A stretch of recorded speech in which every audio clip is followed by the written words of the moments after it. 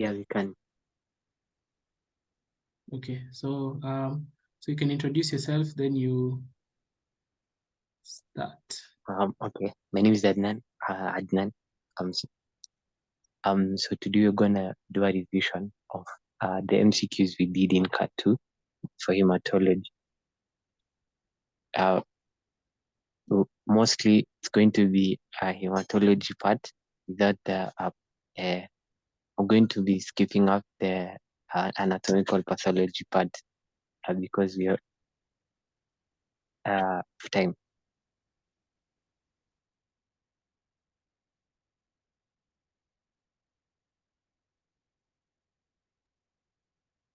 Okay, so question 1, it says anti-sera, anti-A, anti-B, and anti-AB are majorly used for choice A, antibody screening, rhesus grouping, cross-matching, compatibility testing, and ABO grouping. So anti-A, anti-B, and anti-AB, what these things are, they're antibodies. So anti-A is an antibody against antigen A, anti-B is an antibody against antigen B, and anti-AB is an antibodies against antigens A and B. So what are these used for? They're used to check whether or not you have these antigens within your blood. So anti-A will be able to detect whether or not you have antigen A within your blood. So your red blood cells, do they contain antigen A? So with that one, the trace A is going to be wrong because these are antibodies. They're not. You're not checking for antibodies. You're checking for antigens within the cells. So trace A is going to be wrong. Rhesus grouping, you've seen that normally we also have an anti-D placed, but since there is no anti-D being placed there in the question, the rhesus grouping is not going to be there. Cross-matching. Cross-matching is then when you're having the specimen from the donor and the recipient. What you're trying to check is whether or not if you mix the two, there'll be a reaction. So cross-matching does not involve these already prepared samples such as the antibodies, anti-A and anti-B. Compatibility testing is what I like to refer to as generally all the rest being combined. So if you have antibody screening, ABO, blood grouping, rhesus grouping, cross-matching, what you're trying to check out is your blood, the donor's blood and the receiver's blood, are they compatible? So compatibility is like a general term for all of them. ABO blood grouping, for me, is the correct answer because you want to check whether this person has antigen A, antigen B, or has no antigens, or antigens A and B together. So you will be the correct answer there.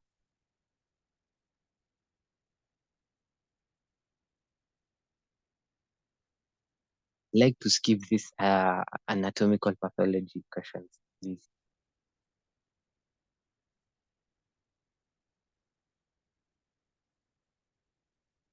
So for the anatomical pathology, there'll be someone who's going to be doing them, maybe most likely next week. So maybe Tuesday or Wednesday. Adnan will be doing the hematology questions. So bear with us.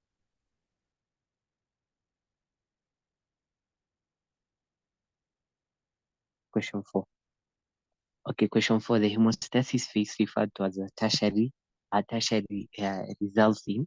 So the tertiary hemostatic phase. We have 4 phases. We have the primary, we have secondary, we have tertiary, and we have quaternary. So the primary phase is what we have involvement of platelets and your blood vessels. So when you have an injury, what happens at the first moment is the primary phase. So you have your blood vessels vasoconstricting and your platelets aggregating and trying to form a clot. The next phase is the secondary phase. The secondary phase involves the coagulation factors. So all those coagulation factors and the rest. Your tertiary phase, it's just like a cascade. So your first thing is your platelet aggregation, your blood vessels vasoconstricting. Next phase, if you've already not stopped bleeding, you're bringing in the coagulation factors and activating them. After that, we've already formed a clot. Yeah. So what happens next? You're trying to then be able to degrade the clot. So that's the fibrinolytic phase, where you're trying to take the fibrin that was formed and then break it down to be able to break down the clot.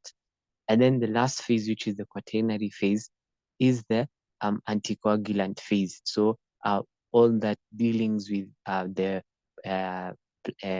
the protein C, protein S, antithrombin, and the rest, the um, anticoagulation phase. So those four phases: primary, secondary, tertiary, and quaternary.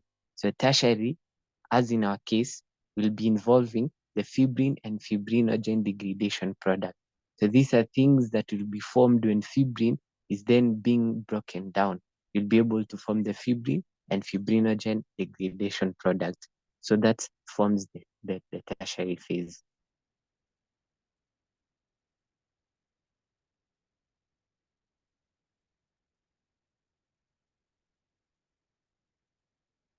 You can go on. All right. Question 5. Which one is not present in normal blood? Um. So choice A. Why do we pick just choice A as the person has picked? Choice A is thrombin. As you can see, choice C has the same thing, which is prothrombin. In normal blood, you're not activating any factor. In normal blood, everything is just in its inactivated state. So the form of thrombin that will be present in normal blood is going to be the inactivated state, which is the prothrombin. Then, in the advent of you have a coagulation taking place, that's when you're going to have the cascade to be able to activate your thrombin. So thrombin is not present in normal blood. Fibrinogen is present. It's one of the plasma proteins. Prothrombin, albumin is one of the plasma proteins. Immunoglobulins is one of the plasma proteins, as well as prothrombin being one of the plasma proteins.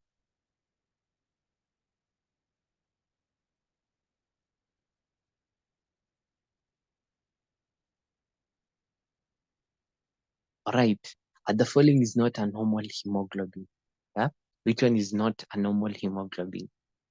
Hemoglobin A is going to be a normal hemoglobin. It's the hemoglobin that's present within adults. Hemoglobin F is going to be present at the fetal hemoglobin. Hemoglobin A2 is the other type of adult, the small percentage type of adult hemoglobin. We remain with A and E. Who can tell me what hemoglobin A1C is? Anyone?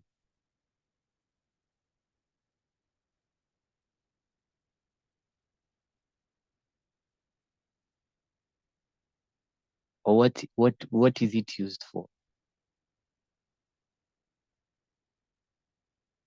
Isn't it the one which is used for glucose measuring for a for like I think the past 2 weeks? Yeah, perfect. It's the past 3 months. It's the one used to be able to check your glucose levels for the past 3 months. So is it going to be normal? Is HbA1c normal within our blood? If any normal person is being taken the blood, will they find HbA1c? Yeah, so we have Yeah. it's normal if it's less than a certain percentage. Yeah, we have a reference range. Yeah, so it's normal until it gets to a level that it's going to be high. That's going to be abnormal. But normally we all have it. Yeah, so the only one that is not there is going to be the hemoglobin bats. Who can guess what hemoglobin bats is and where in which conditions does it present itself?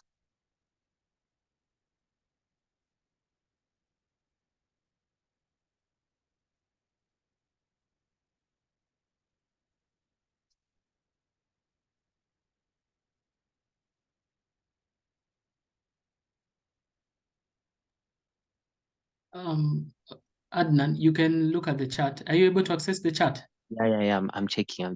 Okay. Yeah, alpha thalassemia. That's nice. So in alpha thalassemia, what you have is that a normal hemoglobin and adult hemoglobin has alpha and beta chains. Yeah, and there'll be a question on that. So that's a free mark. two alpha and two beta chains.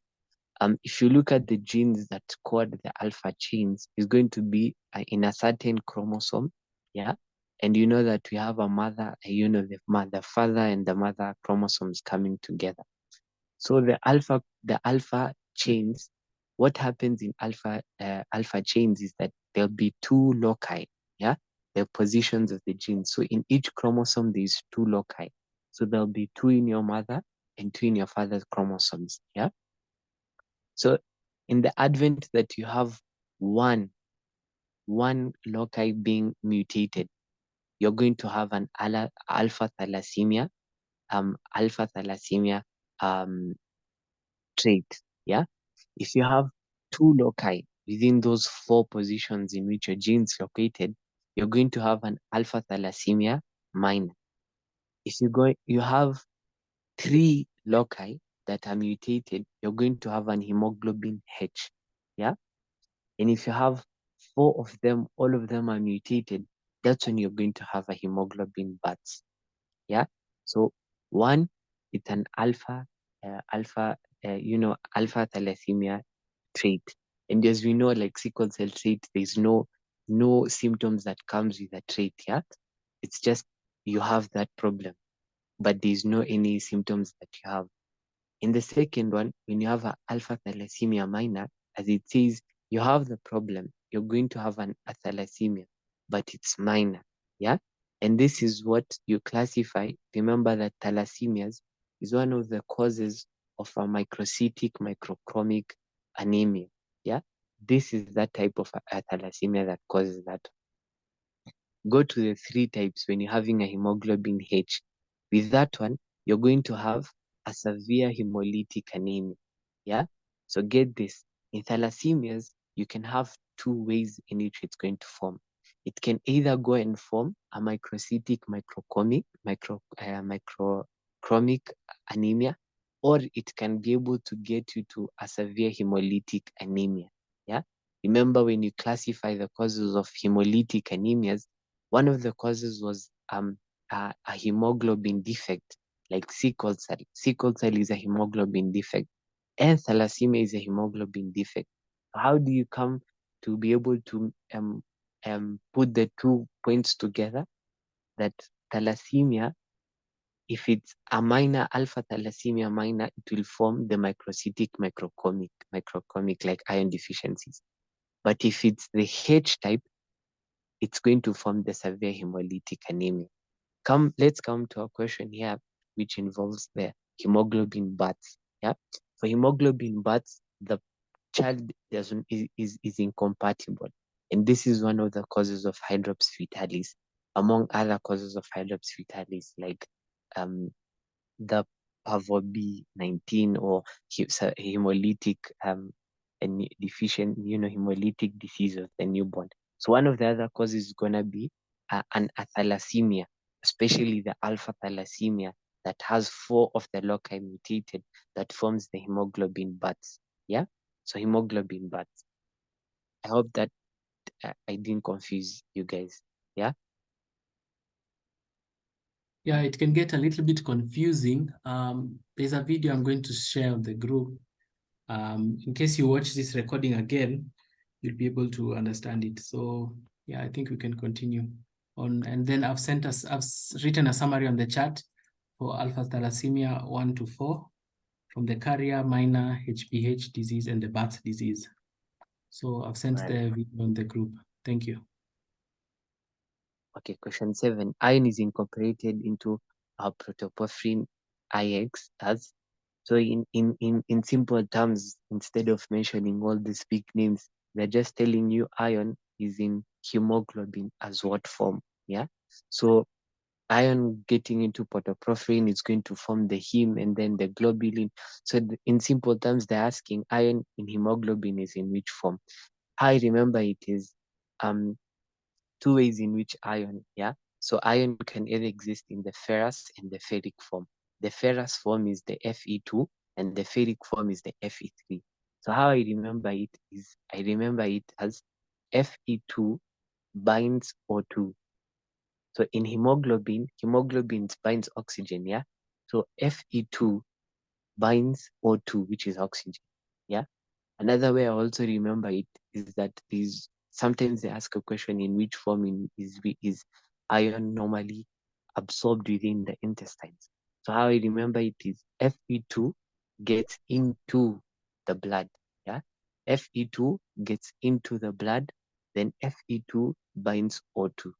So the ferrous form will be the one in hemoglobin, and it will be the same one that will be present for it to be absorbed within the GIT.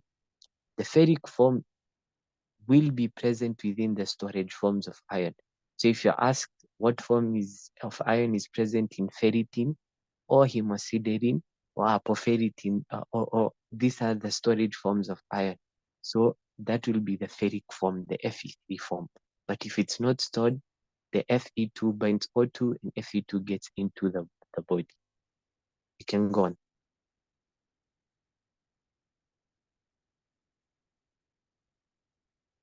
Right, the type of leukocyte associated with release of heparin and histamine in blood, this will be basophils. Yeah, so neutrophils is the components of basophils. The granules of basophils contains the heparin and histamine, and when it degranulates, it releases heparin and histamine in blood. We can go on. Okay, this one you already answered. We say that the hemoglobin, the adult form, has alpha and beta, 2 alpha chains and 2 beta chains. Yeah. The A2 form has 2 alpha and 2 gamma. Yeah. No. The A2 form has 2 alpha and 2 delta. Yeah. And then the F form, the fetal hemoglobin, has 2 alpha and 2 gamma. Yeah. So 2 alpha, 2 beta will be the adult form. That will be B. You mentioned that one.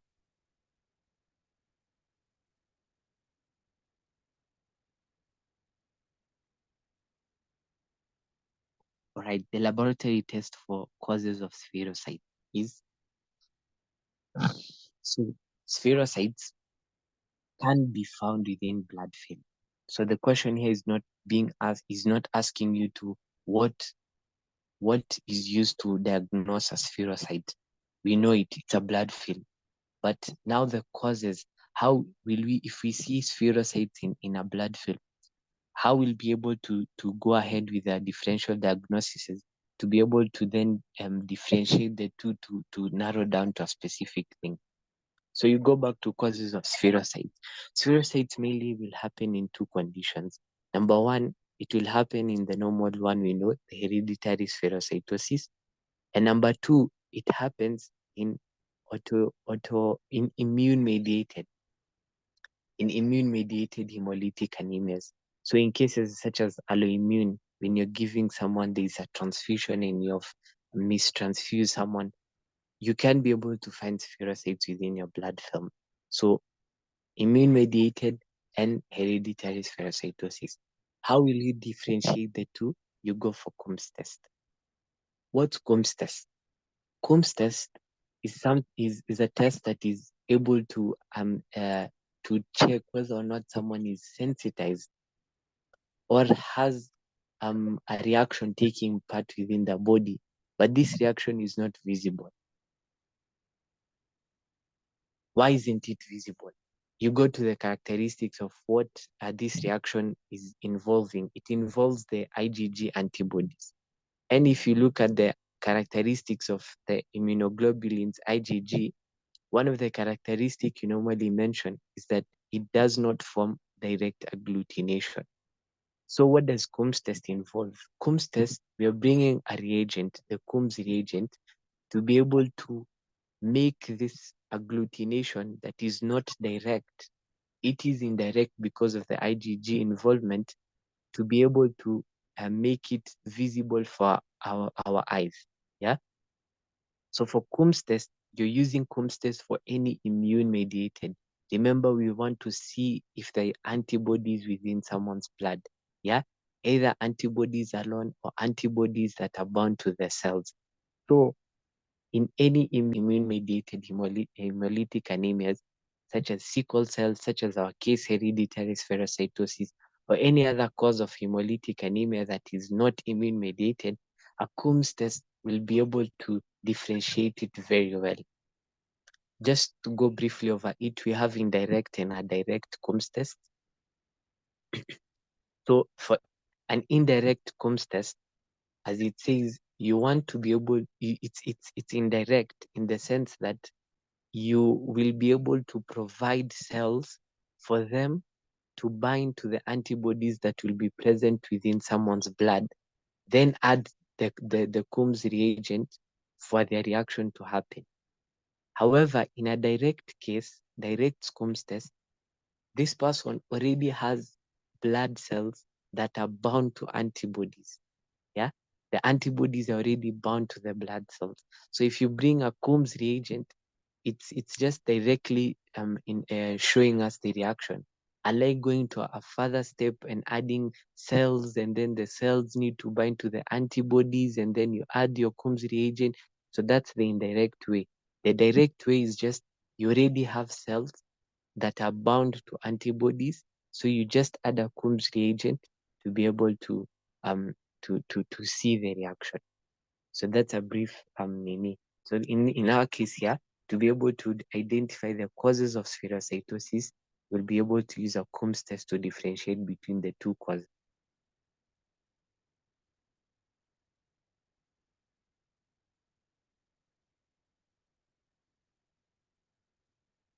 All right, bone marrow aspiration in a 10-year-old will be performed at, all right, so you know that for biopsy, we have a bone marrow aspiration and a Trephine biopsy.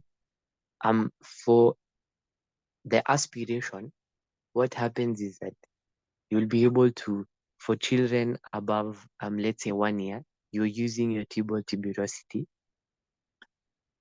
Above 1 year, you'll be able to want to start using the posterior superior iliac spine. This will go on until 16 years. For any person above 16 years, together with the posterior superior iliac spine, you can add the sternum. So if you're not able to get the posterior superior iliac spine or the anterior superior iliac spine, you can use the sternum, yeah, above the age of 17 until the old people. But for your Trephine biopsy, it's really important to know that if it's a Trephine biopsy, you never use your tibial tuberosity, you never use your sternum, you only use your posterior superior iliac spine. Or in cases of an obese person, you might go ahead to use your anterior superior iliac spine. So for our case here, where you're having a 10-year-old, we are not using the sternum. Sternum is above 16-year-old. You can be able to use the posterior superior iliac spine and anterior superior iliac spine. If you follow that within your anatomy, you understand that it's within the iliac crest that forms the posterior in the posterior side and the anterior superior iliac spine. It's the iliac crest. So the correct answer here will be the iliac crest.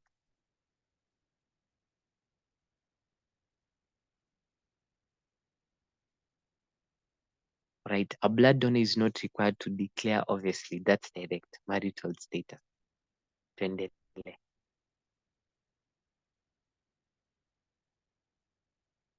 Right, red blood cell change due to a DNA defect is reflected in the characteristic example that comes to my mind is, or comes to our mind, will be the sickle cell anemia. And you know that in sickle cell anemia, we have a DNA defect, a mutation. Hence, what happens is that there is a change in your shape. Though I'm not 100% sure, but I'll go with shape in this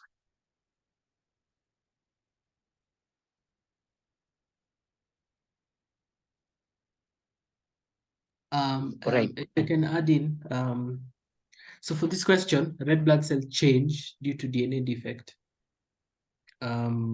So for here, the first DNA defect that, as you've mentioned, is sickle cell. And for the sickle cell, the fact that you choose shape is because, as we saw yesterday, the shape of the sickle cells, they're like around crescent shaped. Yeah, so For this one, that one I can confirm that I'm sure it's shape. So,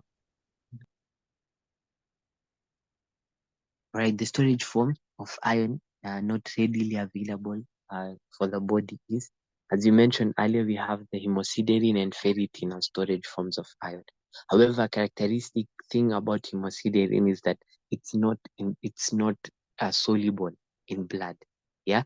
And if you refer back to your pharmacology in distribution of drugs, for something that's not soluble in blood, you're not gonna have a very good distribution to other places.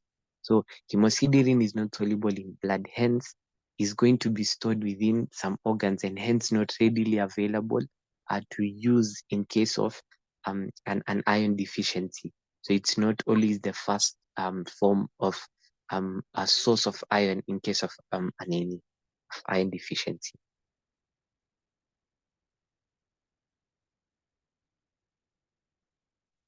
Okay, white blood cells, which are the most active phagocytic cells,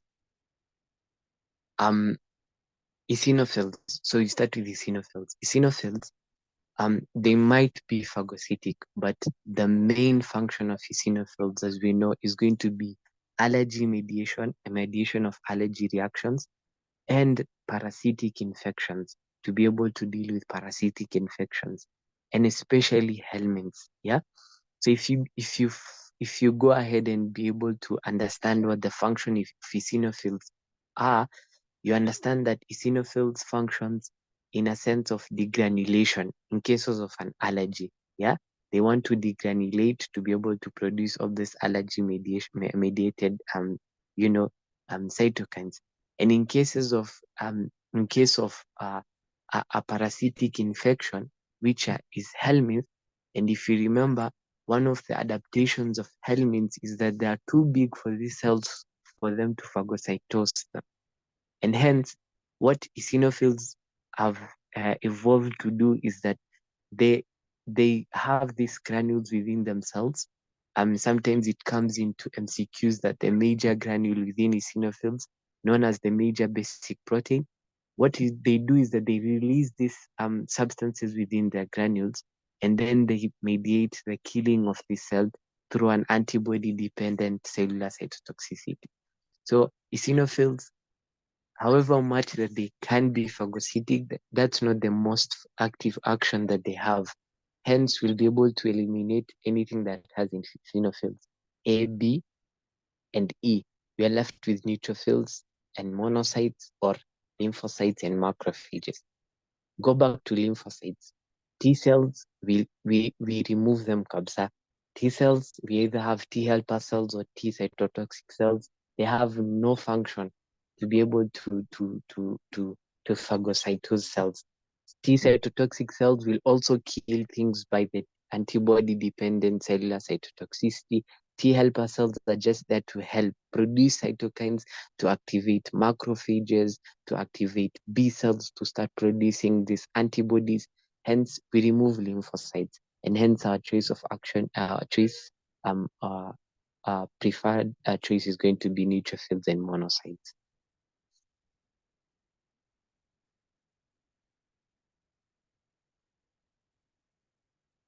All right, the policy statement for routinely screening for infections do not include. So we know that we have HIV A1 and 2, we have syphilis, we have hepatitis B, and one more. Hence, our answer will be malaria. But which is the other one? Anyone?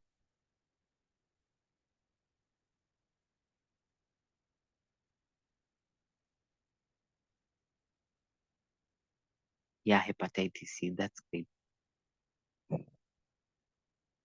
We can go on.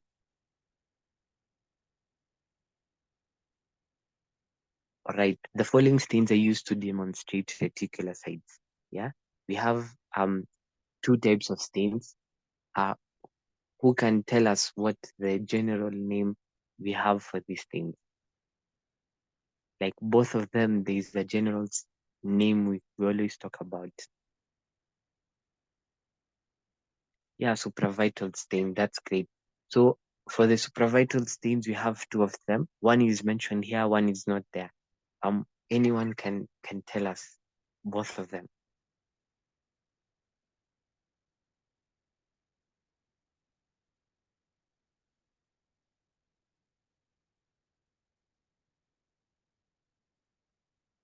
All right, one is already mentioned.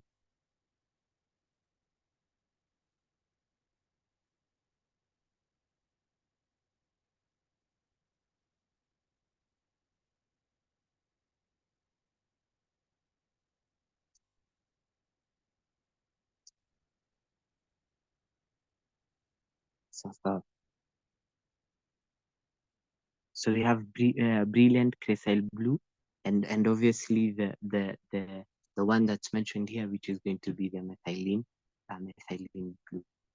We can go on.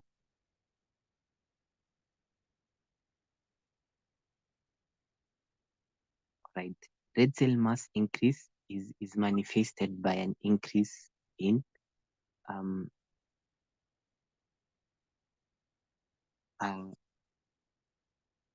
anyone can try this.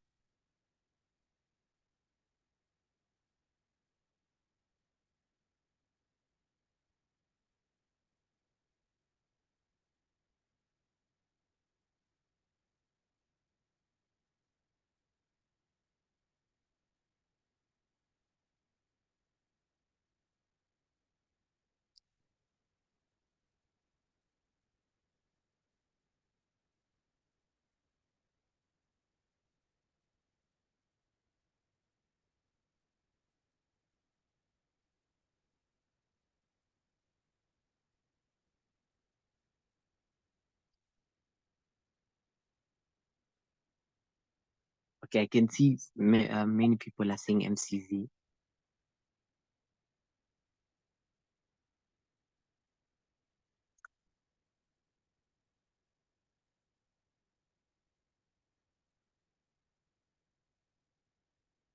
Yeah, I'll also go with red cell count. Net you can unaweza kuchangia hapa, but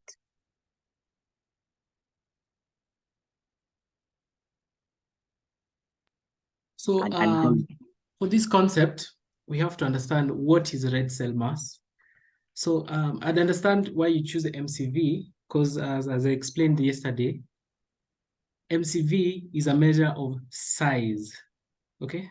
So when we said if the MCV is less than 76 femtoliters, we're talking about a microcytic. If the MCV is greater than 96 femtoliters, it is a macrocytic. But when you talk about mass, mass is basically the amount, okay?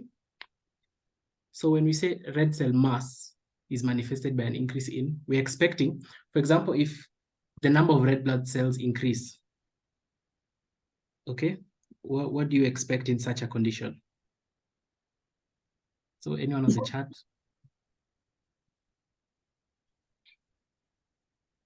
Like if you have an increase in red blood cells that is pathological, what condition do you develop?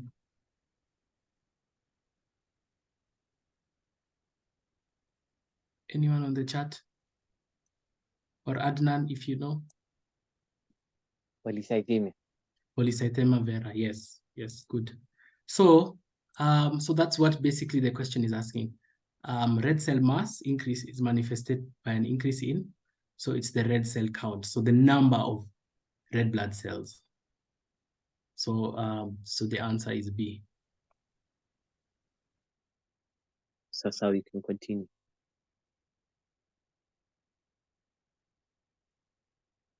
Right, IV's bleeding time test is used to evaluate.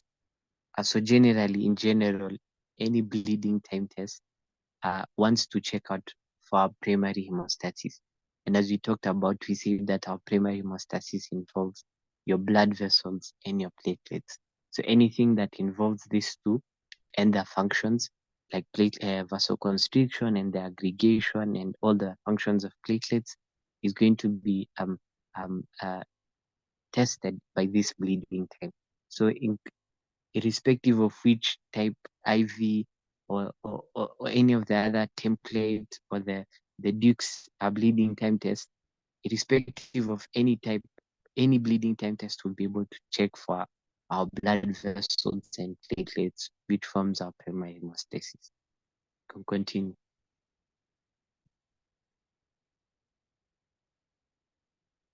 Right, significant increase in the following is noted in hemolytic anemia.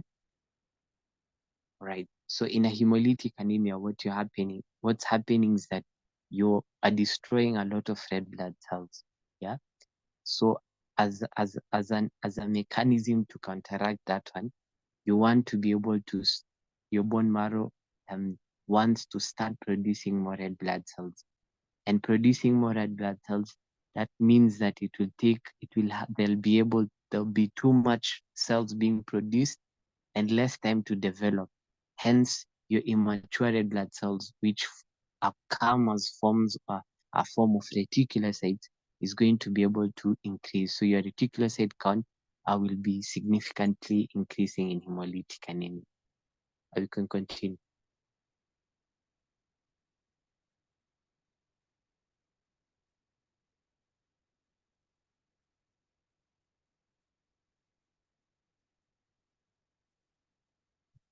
Right, a plasma protein contributing to 60% of anticoagulation. So in generally, they're just asking you, what is the major anticoagulant in hemostasis? Yeah, and you all know it's antithrombin. Yeah, so things like even heparin, they come to function as a helper for antithrombin. Yeah, protein C, protein A are also anticoagulants, which are I think there's a question about them, but they're also anticoagulants. So the major anticoagulant present within our body is going to be antithrombin. Can continue.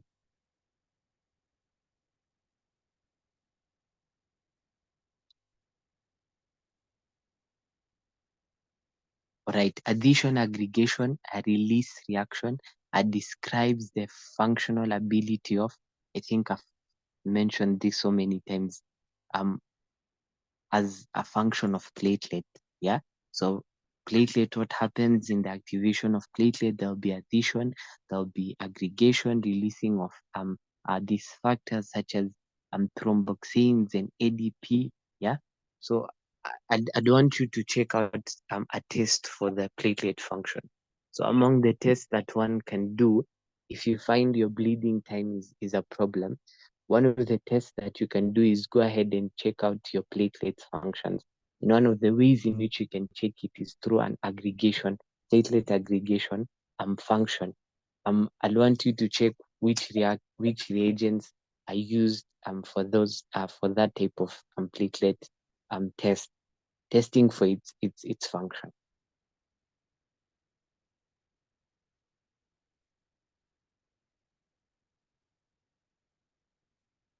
Right. The following cells may develop in sites other than the bone marrow.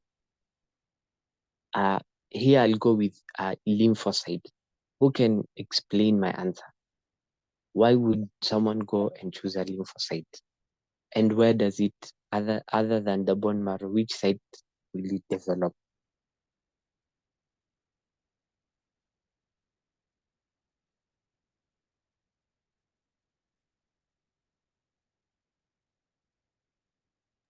I can try. So for the lymphocytes, depending on the definition of develop, but the lymphocytes are produced in the bone marrow, and they develop in the thymus, specifically the T cells or the T lymphocytes. Okay, that's great.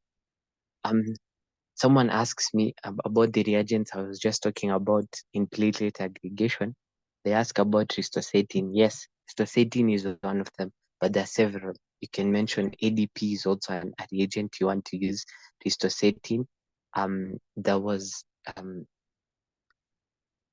I can't remember all of them right now, but there is ristocetin, ADP, and there are two more, I guess.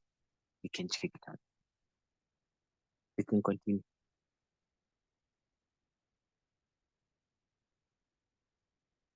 Right, are not considered a hereditary hemolytic condition.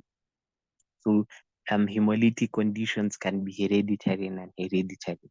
Yeah. So hereditary is something that has a defect in most likely any in something that can be passed from one generation to another. So glucose 6-phosphate dehydrogenase. So enzymes generally they are enzymes or hemoglobin defects or a membrane defect. Yeah.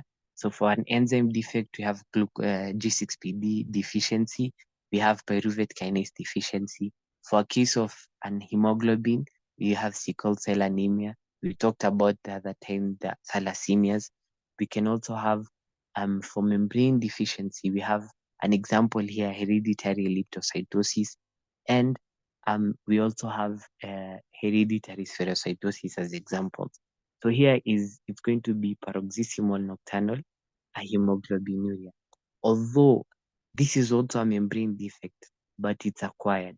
Yeah, it's the only acquired membrane defect that one can have. Um, can anyone mention for us what could be what could be the defects in here? What membrane antigens, red blood cell antigens are going to be defective in our case here?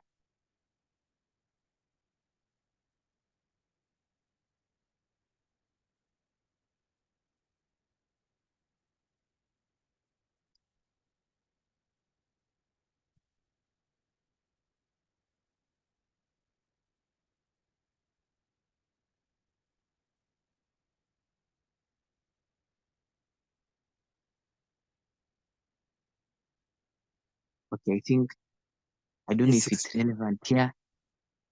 Yes, someone saying something.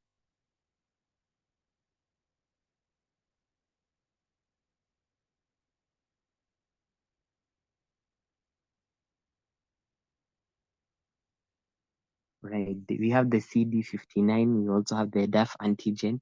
You can check it out later on. Those are the ones that are going to be the defect there, and hence you're going to have the condition. You can continue.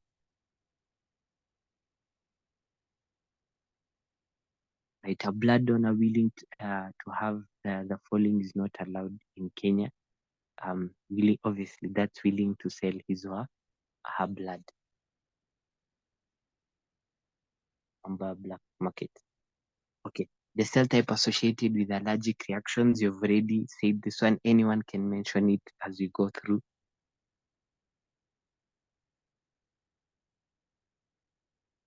Eosinophil, tuendelee.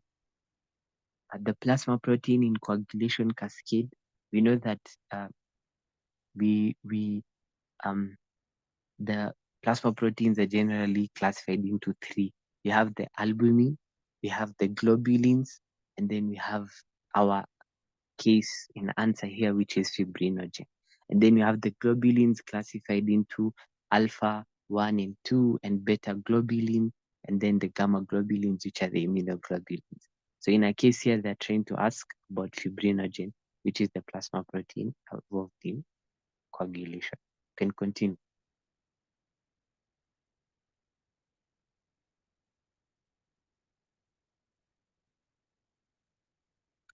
All right, in erythropoiesis, the stage at which hemoglobin appears first is, for as much as I've tried to look for this answer, everywhere I've seen is an intermediate normoblast. So I'm not sure about this question. Maybe Nate, you can answer. Or anyone else. Yeah, so for this one, I actually discussed it yesterday. Where hemoglobin appears first, so it is the normoblast stage, but so it's between early and late, so it's usually intermediate. But in case this question comes, I'd advise you guys to write late normoblast in case they repeat this question as it is, but keep in mind the answer is intermediate.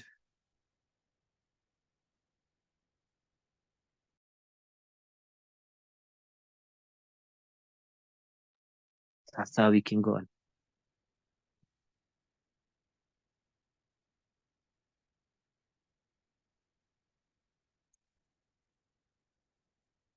So you guys will also help me this one. a multi-lineage cytokine among the interleukins is, as much as I've tried to look for the answer, I've seen that them trying to say it's interleukin-3. It depends in what the question really means in terms of multi-lineage. Is it being produced by several cells, or is it a cell that causes the differentiation into what?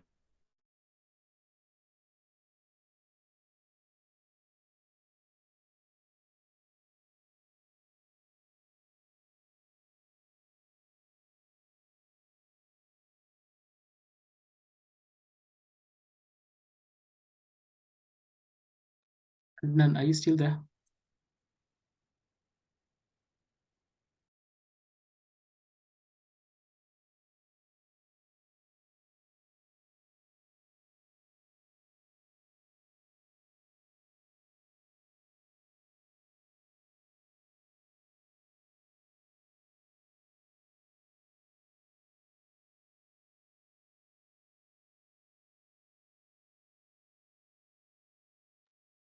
Seems Adnan's network is not. I don't know what has happened. So, can you give me 1 minute? If he doesn't join, I'll tell you what to do next.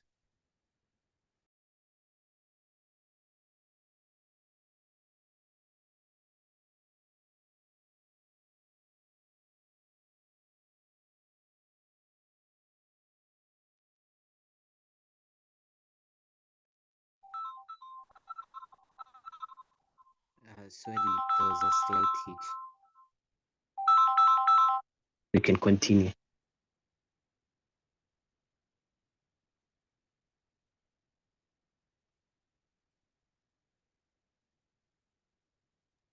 We continue. You are explaining what you mean by multilineage. Oh, so it can depend if it means being produced by many cells. Interleukin-1 will be the answer. But if it's a cytokine that helps in production of cells from several lineage, then interleukin-3 will be the answer. So I'm not sure whether or not what the meaning of multi-lineage is, but I'll suggest you go with interleukin-3, unless otherwise, I'm not sure. I think the latter explanation.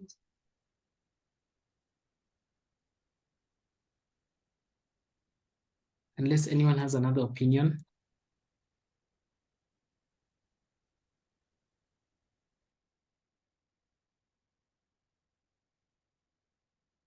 We can move on.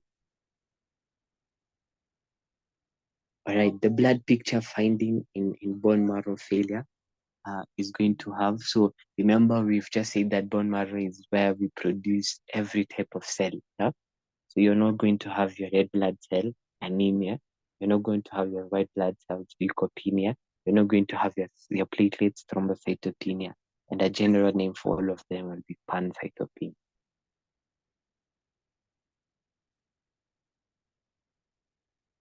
All right, sites for hemopoiesis in a 3-week-year-old embryo is, we know that for hemostasis, hemopoiesis, there's a change of roles from when one is an embryo to a fetus to being a child, and then as you grow old. Yeah. So in a 3-week-year-old embryo, if you remember your anatomy, embryology, at this point you've not yet started developing any of these recognizable organs. And hence this point, you're going to have your yolk sac being a primary source of your blood cells. And then as you develop, then your liver will take charge. And I think also the spleen will be able to function as hemopoietic sources of hemopoiesis. And then as you grow old, from being a child, your different bones then start changing roles until you have hemopoiesis only taking place in only a specific type of bones, like the ends of the femur. Yeah. So your your role changes from that one. So in our case here, I will be going with yolk sac.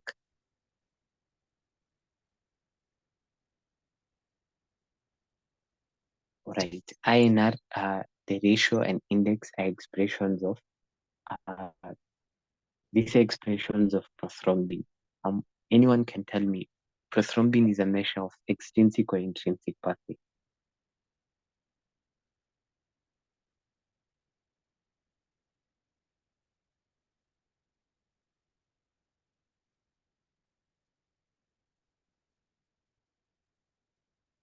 Right, extrinsic, yeah. So prothrombin can be able to be expressed in 4 ways. We have the INR and the ratio form, the index form, and the seconds in seconds. Seconds can also be able. So if it's example in an essay or example in a sport, and you're being told write the forms in which the extrinsic pathway can be mentioned, and if it's 4, you need to mention the other one, which is seconds. You can also be able to express it. I'll also recommend you to know the formulas in which you able to know to be able to know and in how you calculate the different forms, especially these 3 forms.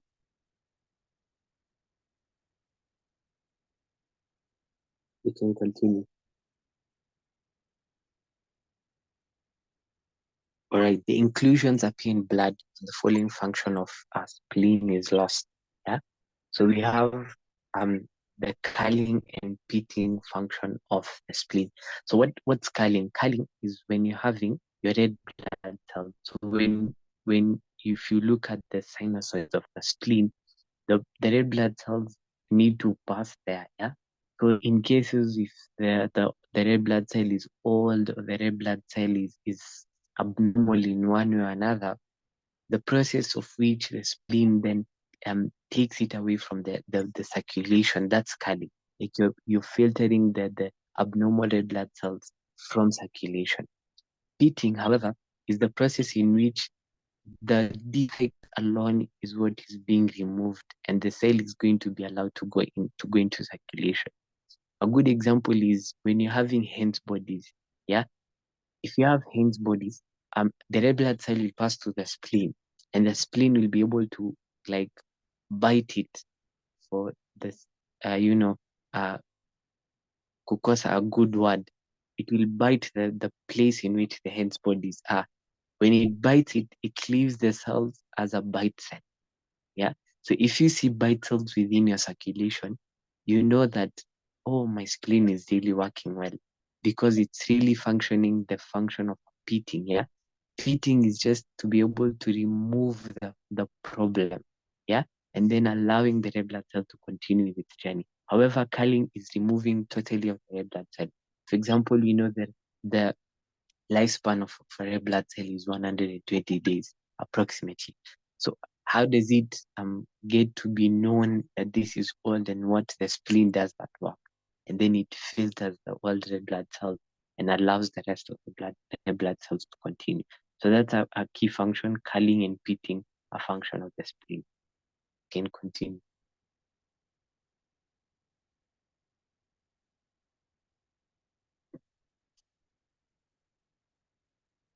The following is not a red cell indices. For here, what I understood and I stand to be corrected, an index is something that has a formula, can be calculated. And if you look at each and every one of these other things, the things that can be calculated. So in red blood cells, we have values and indices. Yeah. So a value, this is how I understood. I stand to be corrected. A value is an example is like the red blood cell count, or in our case here, maybe hemoglobin. But an index is what can be calculated from those things. For example, if you're having a hematocrit and you have red blood cells and you have hemoglobin levels, using these 3 values, you can be able to calculate your MCV, your MCHC, your MCH. Yeah. So that's what I understood, and I stand to be corrected that an index is something that can be calculated, and a value is something that is just obtained the way it is.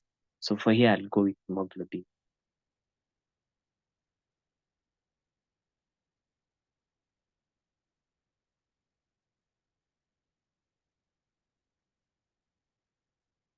after there's been a suggestion that we stop there. Maybe we'll find some other time to finish the rest of the few questions that have that remain. Thank you so much.